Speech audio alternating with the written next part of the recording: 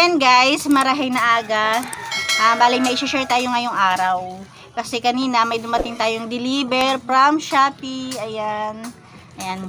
Diba nung last upload ko, may nasabi ako doon na may ilalagay din tayo na LED sign. Diba meron akong LED sign na Coffee Bendo na 5 pesos. Mighty. Ayan, diba pinakita ko sa inyo yung yung LED sign ko na Coffee Bendo, yung yung 5 pesos na kape. Ayan, ito naman, ito yung sinasabi ko na piso wifi naman. Pakita ko sa inyo. Bale, binayaran ko rito. Parang mas mahal to. Kasi, nung nakaraan, ay hindi, mas mahal pala yun. Kasi hindi ko pala maalala kung magkano binayaran ko dun. Basta binayaran ko rito, malit lang kasi to, kumpara dun sa una kong binili na pang kape, is, malit lang to kumpara dun. Binayaran ko pala rito is 364 pesos. Ayan, pakita ko sa inyo. Ay, kasi, nung una nga, diba, yung una kong LED sign, yung asawa ko yung nagbukas kasi parang hindi ko type kasi sabi ko sobrang laki. Pero nung binuksan naman siya, okay naman.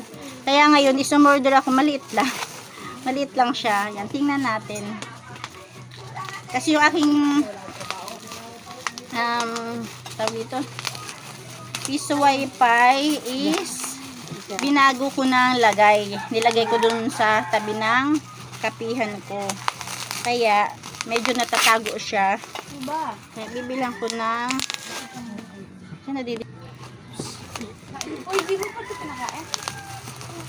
ayan siya. Ba natin camera? Ayan. Charan. Diba? Maliit lang to kumpara doon sa una. Mga 25 lang yata ang sukat nito. Yung una is nasa 35 or 48 yata.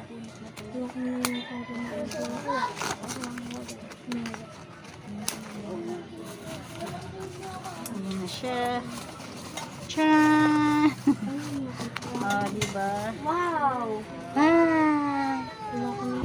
Tcharan, tcharan, tcharan. Oh, diba? Ang cute lang niya. Maliit lang siya. Kasi yung una kong LED sign is malaki. Diba? Ito lang talaga yung gusto ko. Dito lang talaga yung gusto ko. Kung bakit ang laki-laki nung in-order ko nung una. And ito tama-tama lang to. Kasi masyadong malaki yun. Kaya ito na lang. Diba? Saksak natin. Try natin. Pahing saksak na. Yun o.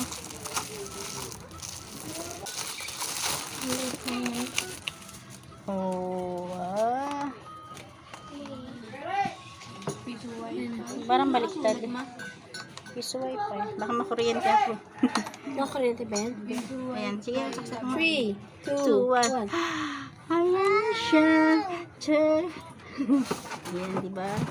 Piso wifi available here. Piso wifi available. Mananood ng bata. Ayan guys, bali ang binayaran ko rito is 364, pero ang presyo niya lang talaga is 299. Medyo mataas nga lang yung shipping fee, pero meron ditong cashback na nasa worth 22 pesos yata yun. Kaya okay na rin kahit paano, kasi patagalin ko pa, maghintay pa ako ng free shipping, baka makalimutan ko na naman, di ba? Yun lang guys, yun lang yung ating kunting update. Bali update ko na lang kayo kapag naikabit ko na yun or naipakabit ko na pala.